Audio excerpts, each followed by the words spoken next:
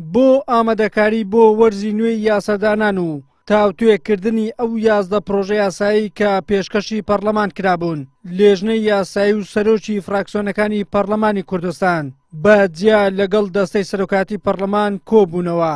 لە کۆبنەوەکەدا بڕیاردرا 6 پرۆژە یاسا بخرێنە بەرنامەی کاری دانیشتنەکانی وەرزی نوێی یاسادانانی پەرلەمان کە لە سەرەتای مانگی داهاتوو دەست پێ دەکات. 4 پێشنیازی یاساش ئاراستەی حکوومەتی هەرێمی کوردستان کران.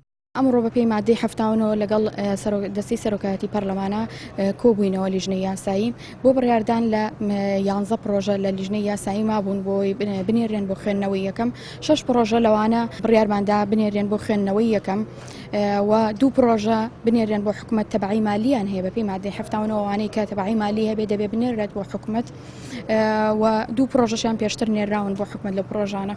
لە تەواوی ئەو پێشنیازی یاسایانەی کە پەرلەمان بڕیاری لەسەر داوە لە وەرزی نوێی یاسادانان کاری لەسەر بکات. هیچ یەکێکیان پرۆژە یاسای چاکسازی لە موچەی پلە باڵاکان نییە. ئەوە لە کاتێکدایە دەبوایە حکومەت لە پاش دەست بەکاربوونی ئەو پرۆژە یاسایە ئاراستەی پەرلەمان بکات، بەڵام تا ئێستا نەیناردووە.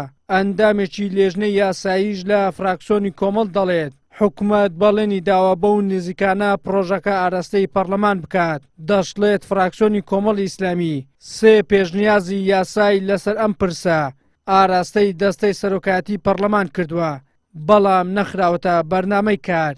ئێمە بۆ یاسای چاکسازی ئەوەی دەچێتە ناو خانەی یاسای چاکسازی 3 پێشنیازی یاسامانە وەک فراکسیۆنی کۆمەڵی ئیسلامی، پێشنیازی یاسای یاسای چاکسازی، پێشنیازی یاسایەکە هەر لە زمنی ئەو یاسایەدا وەبەرهێنان و هەروە پێشنیازی یاسا سندوقی خانەنشینی. ئەم پێشنیازی یاسایانە لە لیژنەی یاسایی بڕیار لەسەردا بنێردرێت بۆ حکوومەت کە بۆ ئەوەی حکوومەت پرۆژەی خۆی پێدەوڵەمەند بکا بینێرێتەوە بۆ پەرلەمان.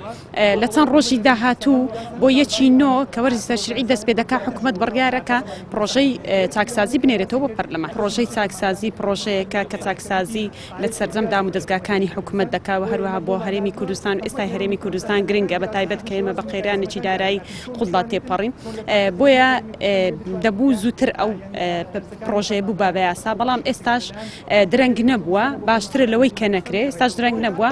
ئێمە هەماهەنگ وەک فراکسیۆنی کۆمەڵ هەماهەنگ و هاوکارین بۆ ئەوەی هەر پرۆژەیەکی چاکسازی بێتە پەرلەمان دەنجی پێدەدەین و هەروەها لەسەری کۆکین. تەواوی ئەو پرۆژە یاسایانەی کە دەستەی سەرۆکاتی پەرلەمان و لێژنەی یاسایی بڕیاریان لەسەر داوە لە وەرزی نوێی یاسادانان کاری لەسەر بکەن، پەیوەستە بە کاروباری ئیداری دام و دەستگاکانی حکوومەت. هیچ یەکێکیان پەیوەنددار نییە بە قوت و ژیانی هاوڵاتیان. ئەمەش لە کاتێکدایە لە وەرزی ڕابردووش پەرلەمان تەنها 2 یاسای هەموار کردەوە کە ئەوانیش یاسای سەرۆکایەتی هەرێم و ئەنجومەنی پارێزگاکان بوو. ئەو یاسایانەی کە تایبەت بوو بە ژیان و گوزەرانی خەڵک دەستی بۆ نەبرد. وەلی سەلیم، کەناڵی ئاسمانی پێیام، هەولێر.